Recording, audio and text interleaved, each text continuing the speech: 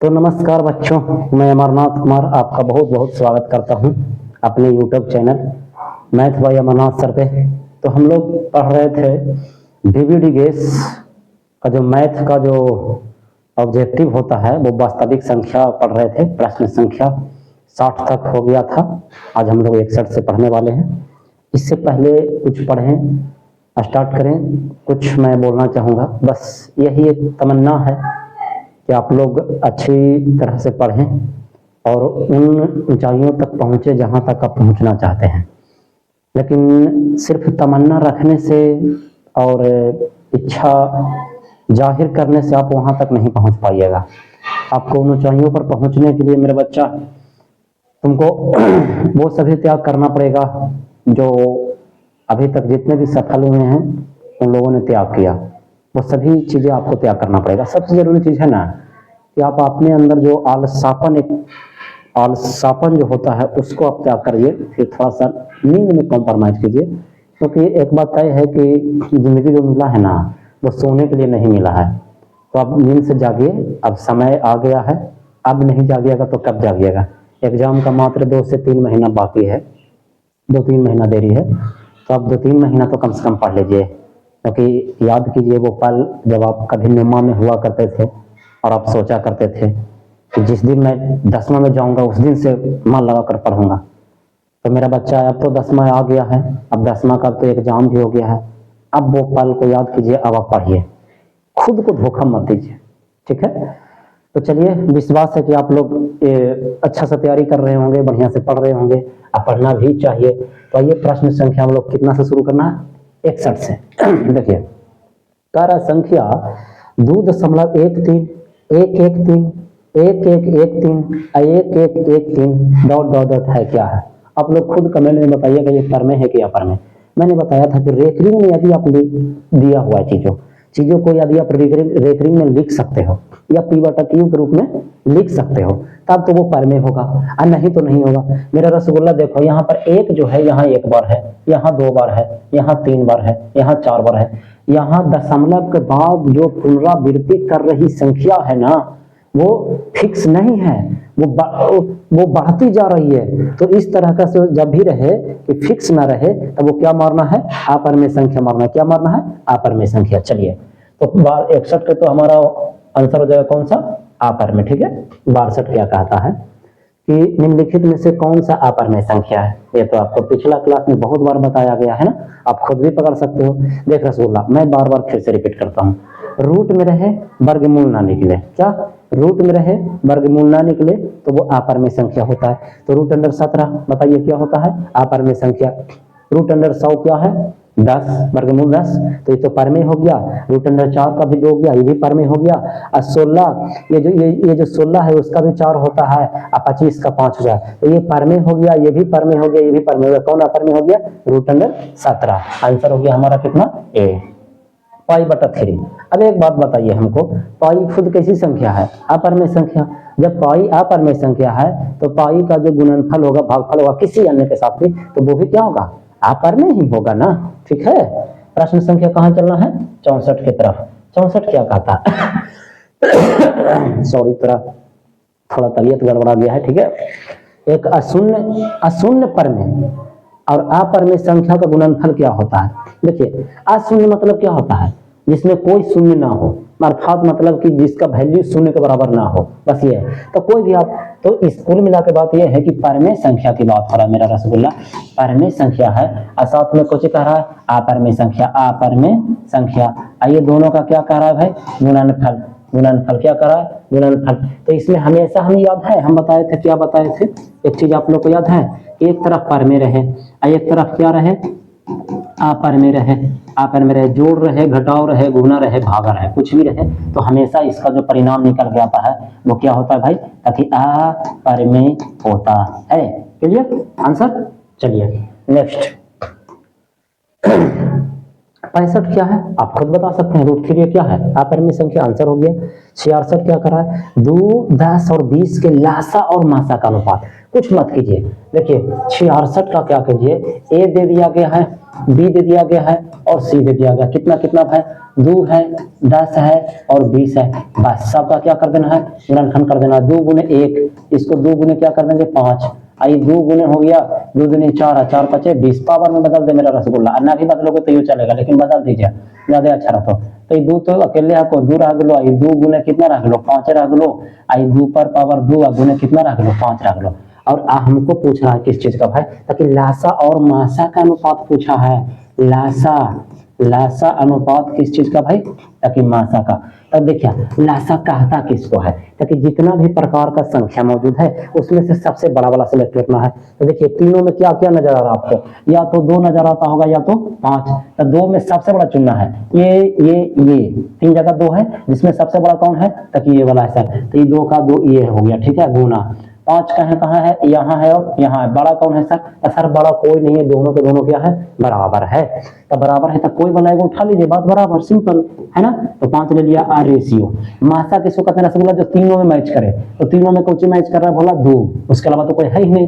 तो यहाँ पर कौन हो गया 2। अब मेरा बच्चा देखो ये 4 हो गया, 5 हो गया, 2 कटेगा, 2 दूनी कितना हो गया 4, 5 दूनी 10, अनुपात में पटी कुछ नहीं बचा, कितना बोला बच्चा मेरे 10 अनुपात 1। आंसर मैच करवा सकते हैं, कोई दिक्कत नहीं। 66 के ऑप्शन नंबर डी क्लियर। अब अगर 66 बन गया रसगुल्ला तो मेरा बच्चा 67 तो आप लोग बना ही लोगे, ये आपका हम किस चीज पर छोड़ देते हैं, HW पर। 68 का निम्नलिखित में से कौन अभाज्य संख्या, लीजिए इससे आसान और क्या प्रश्न बन सकता है बताइए। कौन सा साल में 2020 में पूछा हुआ सवाल है। आप भाज्य कहते किसको हैं, जिसका गुणनखंड 1 और स्वयं के अलावा कोई दूसरा ना हो। ठेठ में एकदम बिहारी स्टाइल में मारे स्टाइल, तो पता है क्या, जो किसी से ना कटे। 100 बात 3 5 15, तो 3 से कट रहा है। 23 तो है, 23 किसी से नहीं कटता है, अभाज्य है। लेकिन फिर भी चर्चा कर लेते हैं। 4 3 12, 6 दूनी 12, बहुत सारा से कट रहा है ना। 75 15 5 75, 25 75, ये भी कट रहा है। तो कुल मिला के बात यह 23 हमारा क्या हो जाएगा, आंसर हो जाएगा। 68 तक हो गया। अब हम लोग चलेंगे कहां तक, 69 तक। 69 क्या कहता है, 96 का भाज्य गुणनखंड। 96 का भाज्य गुणनखंड कुछ मत कीजिए ना, बस 96 का लघुत्तम ले लीजिए, सॉरी गुणनखंड निकाल लीजिए। 2 से 48 दूनी 96, 2 से 24 दूनी 48, 2 से 12 दूनी 24, 2 से 2 छक्का 12, 2 से 2 तिया 6, तक के गोली भोला 3 गो आ 2 गो 5 गो, यानी 2 पर पावर 5 आ गुने कितना है भोला 3, बस मिला ला 2 पर पावर 5 गुने 3, option number C answer clear ना। और अगर पढ़ाने का अंदाज अच्छा लग रहा हो और आपको भर पेट समझ में आ रहा हो तो मजे मजे में एकदम लाइक ठोकिए एकदम, और चैनल को सब्सक्राइब कर दीजिए, बेल आइकन को दबा दीजिए। बेल आइकन को दबाने के बाद इससे क्या होगा ना कि मैं जितना भी कंटेंट इस चैनल पे डालूंगा वीडियो बना करके, वो सारा का सारा वीडियो सबसे पहले आपको मिलेगा। इससे फायदा क्या होगा, बस जान लीजिए कि एक शिक्षक द्वारा बनाया गया जो कंटेंट होता है ना, वो एक दिन का मेहनत नहीं होता मेरा रसगुल्ला, बहुत ही दिन का मेहनत होता है। तो कृपया करके उस मेहनत का फल आप लोग जरूर उठाइए, फायदा उठाइए। बहुत दिन का अनुभव होता है, उस अनुभव का फायदा आपको कुछ ना कुछ जरूर मिलेगा, बोर्ड एग्जाम में देखने को मिलेगा। और एक दिन भी क्या आप लोग भी याद कीजिएगा कि हाँ सर पढ़े थे। चलिए ठीक है, तो प्रश्न संख्या 69। और एक चीज और, अपने दोस्तों के साथ जरूर शेयर कर दीजिए। अरे दोस्त नहीं है तो कम से कम कोई ऐसे परिवार हैं, कोई ऐसे चाहने वाले हैं जिसे आप चाहते हैं, जिससे आप प्रेम करते हैं, उनके पास जरूर शेयर करें, ठीक है, तो मजा आएगा ना। तभी तो वो भी कहेंगे क्या बंदा भेजा है, गजब का प्रैक्टिस होने वाला है। डेली का मैं कोशिश कर रहा हूँ। देखिए 20 प्रश्न का सीरीज मैं बनाने के लिए सोचा था, लेकिन शायद उससे काम नहीं चलने वाला, क्योंकि बोर्ड एग्जाम बहुत नजदीक है। तो मैं सोच रहा हूँ कि आपको 40 से 50 प्रश्न का सीरीज जरूर दूं, ठीक है। चलिए प्रश्न संख्या 69 में देखा जाएगा, वैसे 20 का ही ठीक है, क्योंकि आप लोग वैसे भी 40 से 50 प्रश्न नहीं पढ़ पाते हो, ठीक है। चलिए 69 के बाद मैं चलूं आगे बढ़ूं। प्रश्न संख्या कहां चलना है बोला, 70। बहुत ही झकास बात। 70 क्या कहता है, इतना के कितने अभाज्य गुणनखंड, ला कितने अभाज्य गुणनखंड है। वैसे तो इसका कई तरीका भी है, लेकिन चुपचाप आप सबसे ज्यादा फायदा में रहिएगा क्या कि अब जो संख्या दिया गया है ना, उसको आप क्या कीजिएगा, निकाल लीजिए कितना। सबसे पहले कितना से कट रहा है बोला मेरे 5, लास्ट में 5 है तो जरूर कटेगा। 100 5 500 बोली ना भोला, आइए खोले। अब 1001, 1001 कितना से कटता है, 1001 कितना से कट रहा है भाई, तो क्या है दिक्कत, क्या है भाई, 5 4 5 के कितने, अच्छा अभाज्य गुणनखंड है, हाँ ठीक है। आंसर में क्या दे रहा है, 4 गो। तो 1001 कितना से कटता है काली, मेरे को पता नहीं, चलो 11 से देख लेते हैं, 5 के बाद 7 से देख लीजिए, पहले देख लीजिए 5 से शुरू हुआ है तो शायद 7 से कटे। 7 से देख ला, 7 एकम 7, 3 7 चौ 28 और 2 बच लो, हाँ 7 से काट रहा बोला, देखा 7 एकम 7, 3 बच लो तो 30 हो लो, 7 चौ कितना हो 28, 2 7 या 21। आई तो मेरा बोला आप लोग जान, नहीं आपको नहीं पता, 7 के बाद अभी 11 से कटेगा मेरे हिसाब से, देख लीजिए एक नजर। 11 एकम 11 बिल्कुल कट रहा है, 11 एकम 11 3 हो गया, 33 तो 11 दिया 33, कितने हैं 1 2 3 4। असल मजे की बात क्या है पता है क्या, कि इसमें सभी के सभी अलग अलग सभी अभाज्य गुणनखंड है ना। हाँ कितने हैं जी, तो सभी 4 प्रकार के, 1 2 3 4, टोटल कितने टाइप के हैं 4 टाइप के, ठीक है 70। 70 के बाद कितना हो गया 71। चलिए नेक्स्ट, कमेंट में जरूर कुछ ना कुछ आप लिख दीजिएगा ताकि मैं भी आप लोग की सलाह को देख सकूं, अगर जो भी अच्छा लगे, अगर कोई सलाह देना हो तो जरूर मुझे सलाह दे दीजिएगा, मुझे बेहद खुशी होगी, ठीक है। 71 क्या कहता है, निम्नलिखित में से कौन कौन परमेय संख्या है। मेरा रसगुल्ला खाने को दिख रहा है, √3 से √3 क्या हो गया, कट गया, तो बचा कितना 2, आंसर हो गया 2, क्योंकि देखिए ये तो अपर में है, ये आ गया ना अपर में हो गया, ये आ गया अपर में हो गया, इसका पूरा पूरा वर्गमूल निकलता नहीं, ये भी क्या हो गया अपर में हो गया, तो बचा जो आंसर, हल करने की जरूरत है ही नहीं। लेकिन फिर भी अगर √3 से √3 आप काट देते हैं तो जरूर है जो आपका आंसर आ जाएगा, ठीक है। तो 71 चले, 71 के बाद क्या हो जाएगा, हाँ 71 का सी हो जाएगा, बोला मेरे कितना, अगर 2√3 है बटा में √3 है, √3 से √3 कट गया, 2 कौन सा संख्या बोला मेरे, परमेय संख्या, बहुत शानदार। 71 के बाद क्या हो गया 72। चलिए तो 72 की तरफ चलते हैं। 72 क्या कहता है कि सबसे छोटी भाज्य संख्या, ठीक है, और सबसे छोटी अभाज्य संख्या का मासा कितना होगा। बहुत अच्छे, सबसे छोटी क्या लिखना है भाज्य, रुक जाइए थोड़ा सा, सबसे छोटी भाज्य, इसमें बहुत मजेदार होगा, कौन होता पहले तो जान लीजिए, और फिर क्या लिखा हुआ है सबसे छोटी अभाज्य। वेरी गुड, पहले ये तो मैं जान लूं कि सबसे छोटी भाज्य और सबसे छोटी अभाज्य का, भाज्य कहते किसको बोला, जिसका गुणनखंड 1 और स्वयं के अलावा दूसरा कोई ना हो, ठीक है। तो खुद देख लीजिए ना, अगर हम यहाँ पर लिखूं 1 2 3 4 5 6 डॉट डॉट डॉट, इसमें से कौन है, इसके बारे में विचार कीजिए। 1 और स्वयं के अलावा ये तो एक खुद क्या सहभाज्य कहलाता है, तो ये तो होगा नहीं, ठीक है। 2 एक समभाज्य है, पढ़े होंगे आप लोग अपने से। 3 एक अभाज्य, तो सबसे छोटा कौन हो गया बोला मेरे 4, भाज्य में कौन हो गया 4, और उसके बाद में सबसे छोटी अभाज्य बोले तो कौन होता है 2। वेरी गुड, सबसे छोटी कौन है बोला मेरे भाज्य, सबसे छोटा क्या है अभाज्य, बहुत स्टाइल, बहुत गजब। चलिए तो अभाज्य में कितना हो गया 2। अब कह रहा है दोनों का कौन बोला मेरे मासा, मेरा रसगुल्ला दोनों सम संख्या के इत्तेफाक से हमेशा मासा कितना आने वाला है 2, मैंने पिछला क्लास में बताया था, नहीं तो 2 दूनी 4, जब कट ही रहा तो यही क्या हो जाएगा मासा। और अगर नहीं समझ में आया बस 2 से मासा निकालना, जैसे आप लोग बच्चा स्टाइल जी जो स्टाइल में निकालना चाहते हैं वो स्टाइल में निकाल लीजिए, कोई दिक्कत ही नहीं है। कितना मासा बेटा 4, अर्थात हमारा मासा बराबर कितना हो गया बोला मेरे, ताकि 2 हो गया सर, हमारा क्या हो गया आंसर हो गया, कोई दिक्कत यहाँ तक। चलिए नेक्स्ट, 72 के बाद प्रश्न संख्या कितना तक चलेंगे हम लोग 73 तक, ठीक है। 73 क्या कहता है, यदि 65 तथा 117 का मासा जो है वो इतना के रूप में है तो m का मान क्या होगा। अच्छा देखिए 65 तथा 117 का मासा देने हैं, बस देखिए 2 तरीका है ना, कि अगर जैसे 65 है और 117 है और दोनों का मासा देने है, तो मासा की तुलना कौन से करेंगे मासा से, तो सबसे पहले मासा हम निकाल लेंगे, तो 65 का कैसे निकालेंगे बोला 5 से लगाइए, और 5 से लगाइए 13 5 65, वेरी गुड। अच्छा इसको 7 से 13 17 से बोला, तो 3 गुने कितना हो जाएगा 13, 13 17 से, तो मासा कैसे निकलता है मासा, देखिए कौन मैच कर गया 13, तो ये मासा बराबर हमारा कितना हो गया 13।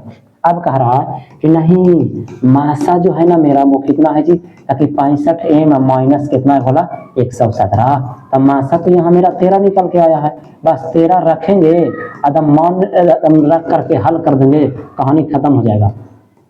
तो 65 m को पकड़ के रख लीजिए ना। अच्छा अगर ऐसे नहीं समझिएगा तो लीजिए ऐसे लीजिए, 13 माइनस में बोला ये पटी अगली प्लस में 117, वो पटी को चिपा चलो 65 m जोड़ दे तो कितना होगा 7 3 10 के सुनना बाकी 1 1 1 2 1 3 130 हो गई बोला मेरे, बराबर में कौची हो गई 65 65 दूनी कितना हो गया बोला 130, इसलिए m बराबर कितना आ गया आपका 2 आ गया आंसर बस इतना सा ही तो बात। बोलिए मजा आ रहा है ना? तो मजा आ रहा है तो सब्सक्राइब कीजिए ना चैनल को, और अगर पहले से कर चुके हैं तो बस लाइक जरूर कर दीजिएगा वीडियो को। बस ये आप लोग के लिए बिल्कुल फ्री है, फ्री सेवा है, ठीक है। प्रश्न संख्या कितना चलना है? 74। आ जा 74 को देख लेते हैं।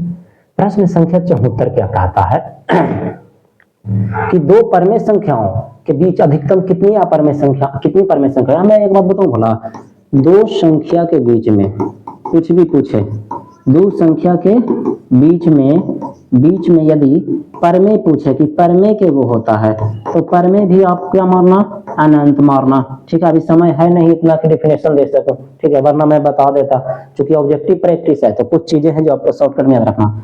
या अपरमेय पूछे, परमेय पूछे चाहे अपरमेय पूछे, हमेशा आंसर क्या होगा? अनंत ही होगा। कैसे? इसको अगर समझाना शुरू करोगे तो कम से कम 15 से 20 मिनट का टाइम लगेगा जरा। तो इतना अगर समय लगेगा तो फिर दिक्कत है ना। ऑब्जेक्टिव प्रैक्टिस है।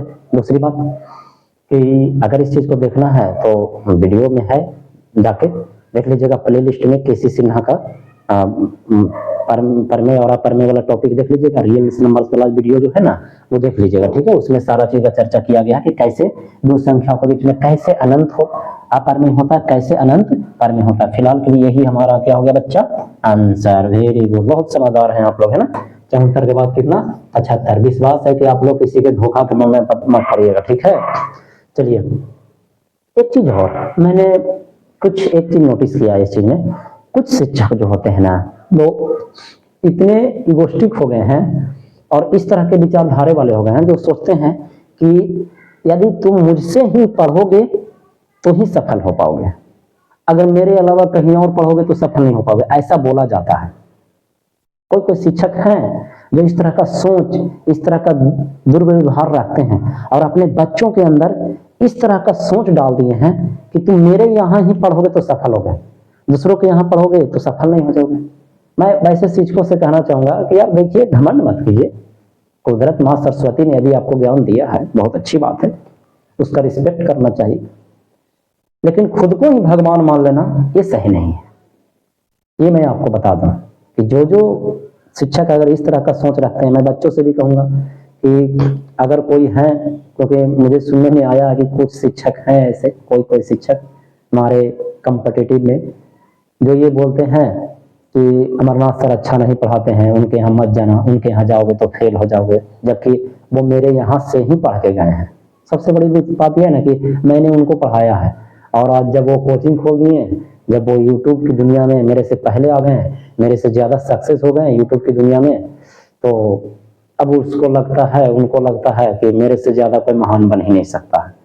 और टीचर का रिस्पेक्ट कभी भूलना नहीं चाहिए। आप उनसे पढ़े हैं, उनका रिस्पेक्ट कीजिए। अब जिनसे सीखे उन्हीं के बारे में आप ऐसा सोच रखते हैं। आने वाला समय में वक्त सबका आता है दोस्त, एक न एक दिन जैसा सोच रखते हैं ना, उनको भी एक दिन झटका लगेगा।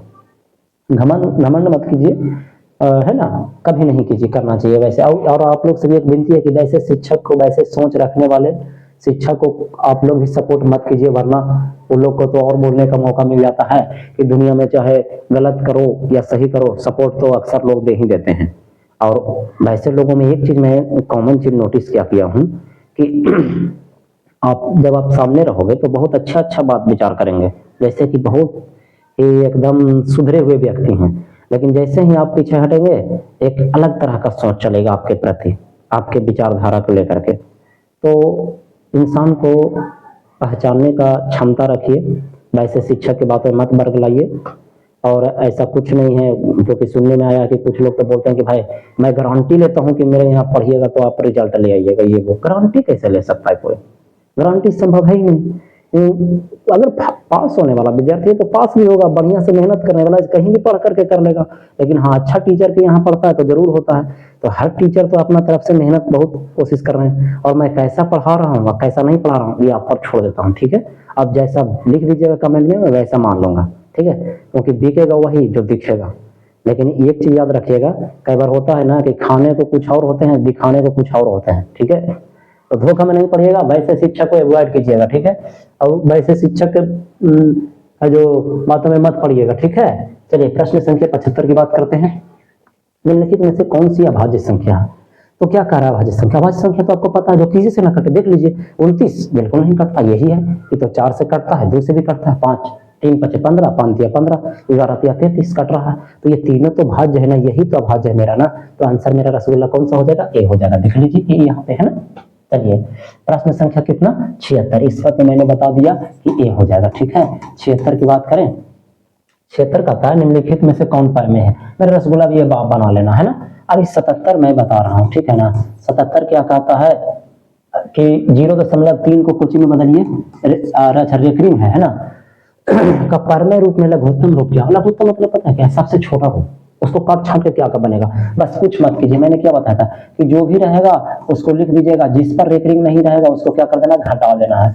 और जब बाटा लिखने के बारी आए तो दशमलव के बाद जितने अंक हैं, जितने रेकरिंग है उसके बदले 9 लिखेंगे, जितने रेकरिंग नहीं है उसके बदले 0 लिखेंगे। तो एक ही अंक तो है और एक ही अंक है, उस पर भी रेकरिंग है, तो क्या पड़ेगा? 9 पड़ेगा। कुल मिला के बात ये रहा कि 3 बटा कितना बचा? 9। कट रहा है भोला? बिल्कुल। 3 एकम 3, 3 तिया 9, कितना आया भोला? 1/3 आया बच्चा। 1/3 क्या हो गया? आंसर हो गया। आप मिला सकते हैं, कोई दिक्कत नहीं है। प्रश्न संख्या कितना चलना है? 78। 78 क्या कहता है? ये क्या है? बस इसको देख लिया ना आप, बस क्या मरना है? आप में संख्या आंसर मिला लीजिए, कहानी खत्म। इस तरह का प्रश्न अभी जस्ट बताया बोला। लासा और मासा का अनुपात अभी जस्ट आप बनाए हैं। प्रश्न संख्या कितना है बोला मेरे? ये पटी था, किधर चला गया मैं बता रहा हूँ आपको। बस बस बस देख लीजिए। प्रश्न संख्या किसके जैसा? 67 जैसा। Same as 67, same as 67। कौन सा सवाल था भाई? तो कि देख लीजिए सर, प्रश्न संख्या 79 वाली बोला, सॉरी 79 था। ये तो आपको अपना ही बनाने के लिए दिए थे ना। प्रश्न संख्या 79 जो है सेम एज किसके जैसा है? 67 जैसा। आप लोग बना लोगे, ठीक है, कोई दिक्कत नहीं, बन जाएगा आपसे। ये ना जाने कितनी बार बनाया गया है, बस एक ही चीज ना। सम पूछ रहा है ना, सम संख्या ढूंढ लीजिए। पहले देखिए कि 2m 2m 2m, ये तो ठीक है। सम संख्या की बात कर रहा है तब इसको पकड़िएगा, ये तो m+2 है। कोई भी संख्या में जब सम जोड़िएगा, देखिए कोई जरूरी नहीं है, यहाँ पर m है, इस बात का ध्यान दीजिएगा। तो जब m रहे बोला, m को अगर हम 1 मान लें तो 1 में 2 जोड़िएगा तो सम भी आ सकता है, विषम भी हो सकता है, तो ये तो आंसर होगा नहीं। अब ऐसे भी जब भी आप लोग पढ़े होंगे कि सिद्ध कीजिए कि 2m+1, सिद्ध कीजिए कि 3m+1, सिद्ध कीजिए कि 4m+1, जैसा होता है, m+ ऐसा कुछ नहीं होता। तो ये क्योंकि विषम है ना, तो ये तो होगा नहीं। आई भी कुछ है विषम है तो ये भी होगा नहीं। कौन वाला आंसर होगा? सी वाला हो जाएगा, 12। वैसे भी मेरा रसगुल्ला आप लोग पढ़ेंगे कि सम संख्या का जो व्यापक रूप होता है, क्या? सम संख्या का जो व्यापक रूप होता है, कैसा रूप? व्यापक रूप जो होता है वो किसके जैसा होता है? 2n के जैसा। जहां n जो होता है वो सदस्य होता है किसका? नेचुरल नंबर का, है ना, यानी प्राकृतिक संख्या का। तो अब कौन सा आंसर होगा? 2m होगा। चलिए ठीक है। p और q दो भाज्य संख्या, तो उनका मासा क्या होगा? तो पहले प्रश्न में ही मैं बता चुका हूँ। पहला क्लास का वीडियो डिस्क्रिप्शन में लिंक दे दिया गया है, उसको जरूर देख लीजिएगा। हमेशा कितना होता है? 1 होता है आंसर। देखिए अब भाज्य संख्या क्या है? 1 मार दीजिएगा। विषम संख्या क्या है? 1 मार दीजिएगा। लेकिन अगर सम संख्या क्या है तो 2 मारिएगा। मासा कितना होता है? 2 होता है। बस 0 और 50 के बीच विषम संख्याओं की संख्या कितनी होती है? 82। 0 और 50 के बीच कितने विषम संख्या होती है? 82। एक चीज मैं बताऊं इसको, ये ऐसे तो आप लोग को पता होगा, नहीं तो मैं निकाल के दिखा भी दूंगा, उससे कोई दिक्कत वाली बात नहीं है, ठीक है ना। कोई भी पदों की संख्या आप लोग को पता है, एपी के नियम से ही बना सकते हैं और नहीं तो ऐसे नॉर्मल नियम से बना सकते हैं क्या। लेकिन मैं एक चीज बताता हूँ भोला मेरे, इसको आपको याद रखने भलाई है। इसलिए एक चीज नोटिस कर लीजिए कि 0 और 50 के बीच में टोटल के वो 25 वो क्या होता है? विषम संख्या होता है, ज्यादा बढ़िया रहेगा। टोटल 25 अब कैसे होता है जो भी मैं बता सकता हूँ। अब बताने क्या बात है? 0 और 50 के बीच में गिनती कहाँ से स्टार्ट होता है? बोला 1 से। 50 खुद एक सम संख्या, यानी टोटल कितनी संख्याएं हैं? 50। तेरे को पता है कि सम संख्या जो होता है वो 2-2 करके होता है। इसका मतलब है कि 50 में हम 2 से क्या कर देंगे?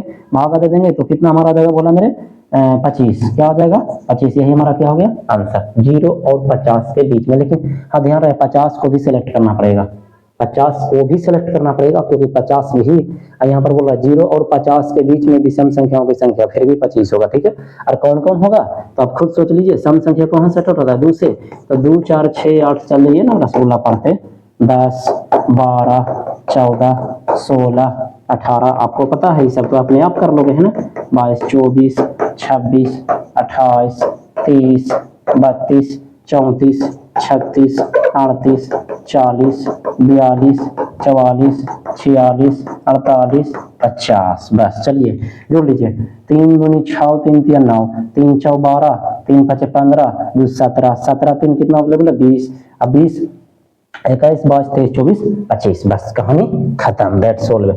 चलिए प्रश्न संख्या कितना बोला मेरे 83। निम्न में से कौन अपर में नहीं है? बस अपर में नहीं, इसका मतलब पर में है। बोला एक वर्गमूल निकलती पूरा ना, तो कुछ होगी अपर में। एक वर्गमूल निकला है ना, क्या होगा अपर में। एक वर्गमूल निकलता है नहीं, नहीं एक निकला है सर 11 के स्क्वायर है ना, तो 11 आंसर कौन होती है डी, यही तो हमारे पर में है ना। अगला प्रश्न कहता है कि निम्नलिखित में से किसका दशमलव प्रसार शांत होगा? बस यही तो प्रश्न संख्या 84। एक जैसे प्रश्न बहुत ज्यादा है ना। देखिए मैंने क्या बताया था कि कोई क्या बोल रहा है, बोला शांत बोल रहा है, तो पहले ऑप्शन नंबर ए से चलते हैं, फिर बी की ओर चलेंगे। तो मैंने क्या बोला था कि जो हर में जो दी गई संख्याएं होती है उसको आप क्या करोगे, गुणनखंड करोगे। ध्यान रहे इस बात का कि गुणनखंड का जो रूप आएगा वो या तो 2 आना चाहिए, या तो क्या आना चाहिए 5 आना चाहिए। 2 और 5 को चढ़ा के सर 8 का होता है 2 गुणे 2 गुणे 2, बस मिल गया। 2 पर पावर 3 किसके रूप में है? 2 पर पावर n के रूप में ना, यही तो हमारा शांत है ना। तो मैं क्या फिर से रिपीट करता हूँ, या तो 2 पर पावर m या तो 5 पर पावर n, ये दोनों को छोड़ा करके कोई तीसरा संख्या एंट्री नहीं करना चाहिए, तभी क्या रहेगा शांत रहेगा, अन्यथा क्या कहलाएगा अशांत रहेगा। ठीक है, प्रश्न संख्या 85। तो आगे हम देखने ही नहीं जाएंगे, जब पहला ही मेरा संख्या हो गया तो बस हो गया। अब देखो बोला खड़े खड़े चेक भी कर सकला, 3 5 15, 5 तो अगले 2 आना चाहिए था ना, यहाँ 3 आ गया तो गलत जवाब, ये अशांत हो गया। 7 7 49 7 343, 7 के घन है जरा, तो 7 का घन है, बोला मेरे 7 का है आ गया भाई। जब 2 और 5 को छोड़ा कर कोई तीसरा बंदा को नहीं होना चाहिए तो 7 का आ गया, ये भी कहानी खत्म।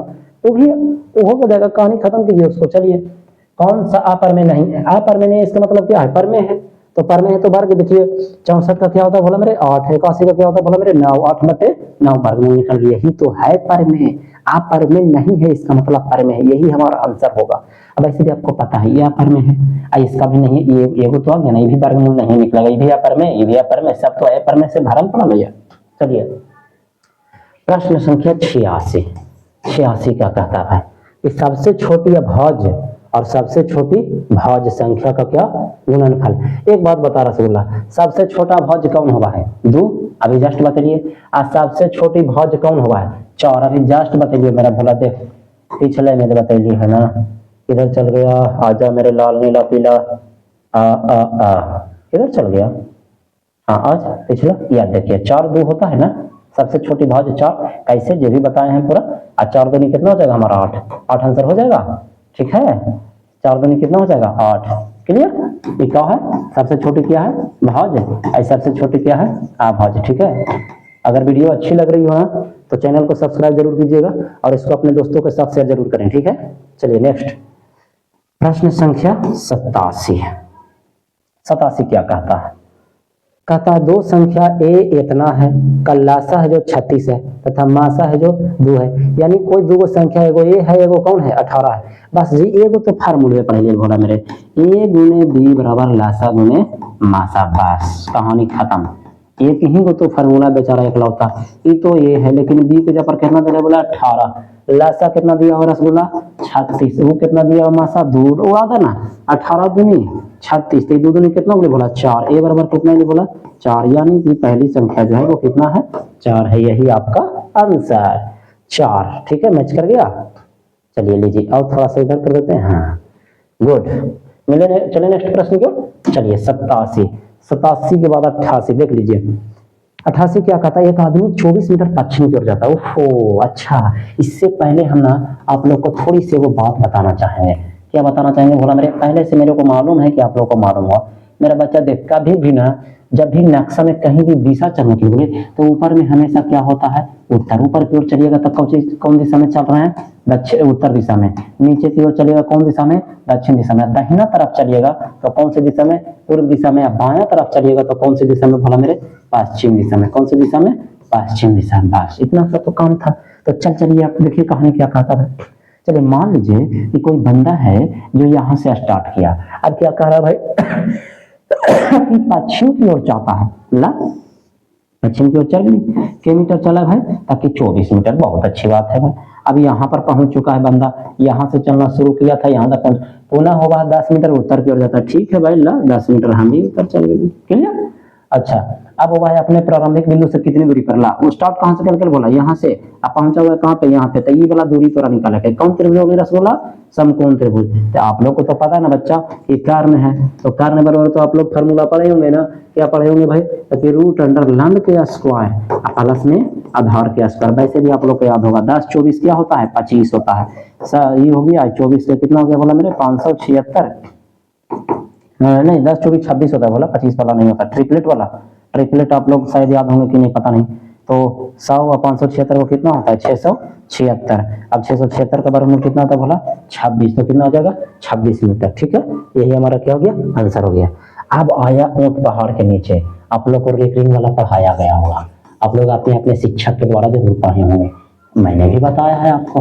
अब चलिए कमेंट में बता दीजिए टाइप करके कितना बटा कितना हो जाएगा। चलिए अब हमसे सीख लीजिए, ठीक है, लेकिन आप लोग भी जरूर बता दीजिएगा। सबसे पहले मैंने बोला था कि 3 दशमलव, जो कुछ भी दिया रहेगा लिख देना, ठीक है भाई, लिख दिया। बहुत सारा तरीका है बच्चा, जिस पर रेकरिंग रहेगा उसको क्या कर देंगे, घटा देंगे, बहुत सुंदर बात है भाई। अब दशमलव के बाद के अंक है बोला, दूगा, दोनों पर रेकरिंग है तो दो को क्या दे देंगे, 9 दे देंगे। 327 में से 3 दिली भोला मेरे, 324 बटा कितना हो गया, 99। अगर ऑप्शन मैच कर गया तो ठीक। अच्छा क्या बोल रहा है कि पर में, क्या पर में, हमेशा पर में ही होगा। कितना बार बोले, रेकरिंग जहां देखिए एकदम क्या पटक देना है, पर में, एकदम पर में। देखिए 3 टाइप 4 टाइप का पर में होगा। पर में होता कौन कौन है, किस टाइप में भाई, पहला नोट कीजिएगा 0.2 ऐसे रहे, दूसरा 0.3 दूर है, मतलब दशमलव में कोई भी चीज रहे, चाहे 2.5 रहे, चाहे 2.08 रहे, अगर निश्चित है तो भी क्या हो जाएगा, पर में हो जाएगा। तीसरा अगर 2/8 रहे, 3/5 रहे, बाटा में रहे, सिर्फ बाटा में 0 नहीं होना चाहिए, जरा ध्यान दीजिएगा, पढ़े जरा, है ना। हाँ 0/1 भी रहे ना, तो ये भी अगर पूछे कि 0 क्या है, तो 0 भी क्या है भला मेरे, पर में ही है ना, पर में की बात करते हैं। चौथा जो सबसे बड़ा बात है, कोई भी संख्या पर रेकरिंग रहता है, एक पर रहे चाहे 2 पर रहे, उससे कोई फर्क नहीं पड़ता है। इस तरह का कर है, इस तरीका कर है, तो भी क्या होगा, रेकरिंग जहां पड़ा तो क्या होगा, पर में होगा। हाँ पांचवा क्या है सर, ताकि पांचवा का कौन स्थिति में रेकरिंग होगा, देखिए 2.333 डॉट डॉट डॉट, जब फिक्स रहे तो इस तरह का प्रश्न क्या होता है, पर में होता है, क्योंकि आप इसको लिख पाओगे 2 दशमलव कितना पर रेकरिंग, 3 पर रेकरिंग, है ना। क्योंकि जो संख्या रिपीट कर रही होती है उस संख्या पर आप रेकरिंग क्या कर सकते हैं, चढ़ा सकते हैं, ठीक है। और रेकरिंग चढ़ गया इसका मतलब बटा में बदल सकते हैं, और जब बटा में बदल सकते हैं इसका मतलब कौन सी संख्या बोला मेरे, पर में संख्या, बस झक्कास मजा आने वाला है ना। अब बचा प्रश्न संख्या 90, लास्ट क्वेश्चन 90 की ओर चलते हैं ना। 90 क्या कहता है, इतना का दशमलव प्रसार किया होगा, भोलवा देख ले, 6/15 है ना रसगुल्ला, 6 को क्या लिखेंगे, 3 दूनी 6, 15 को क्या लिखेंगे, 3 5 15, 3 से 3 क्या हो गया, कट गया, 2 बटे कितना बचा, 5, नीचे में कौन आया, 5। मैंने क्या बोला था आपसे, या तो दूर है या तो 5 रहे, नीचे में ऊपर से कोई मतलब नहीं, नीचे में दिखना चाहिए। तो 5 तो रहेगा, या तो 2 पर पावर m रहना चाहिए था, या तो 5 पर पावर n तक क्या हो जाता, शांत हो जाता। ये शांत है, ये शांत है, बिल्कुल है शांत, आंसर हमारा क्लियर ना। तो आज के लिए क्लास इतना ही, 30 क्वेश्चन का सीरीज दे पाए, क्योंकि समय की पाबंदी है ना। कोशिश करूंगा आने वाला समय में कि आपके लिए और ज्यादा से ज्यादा मैं समय निकाल सकूं, ठीक है। तो यदि वीडियो अच्छी लगी हो और आपको कुछ सीखने को मिले हो तो इसे अपने दोस्तों के पास जरूर शेयर कीजिएगा और लाइक कर दीजिएगा, एकदम फटाफट, एकदम बड़ी मजे के साथ, एकदम सब कुछ फ्री है, हर चीज देने वाला हूँ। जब तक आपका परीक्षा नहीं पड़ जाता है ना, तब तक मैं हर दिन एक नया कंटेंट अपने द्वारा तैयार किया हुआ, खुद किसी स्टाफ द्वारा नहीं, मैं खुद तैयार करूंगा, उसको आपको तक पहुंचाऊंगा। अब मैं लिख के दूंगा, उससे 90% प्रश्न मैं बोर्ड एग्जाम में लड़ा दूंगा। बाकी आपका मेहनत मेरा रसगुल्ला। अगर आप चीजों को याद रखोगे ना, तो आपसे बेहतर कोई गुरु नहीं हो सकता है। एक कहावत भी है कि खुद का गुरु बनिए, है ना, खुद से बड़ा कोई गुरु नहीं हो सकता, क्योंकि आपसे ज्यादा आपको समझने वाला दुनिया में कोई इंसान नहीं है। एक चीज याद रखिएगा जिंदगी में, ठीक है। तो मिलते हैं नेक्स्ट क्लास में, और अच्छा से रहिएगा, अब बहुत बहुत मन लगा के पढ़िएगा। चलिए धन्यवाद, ठीक है।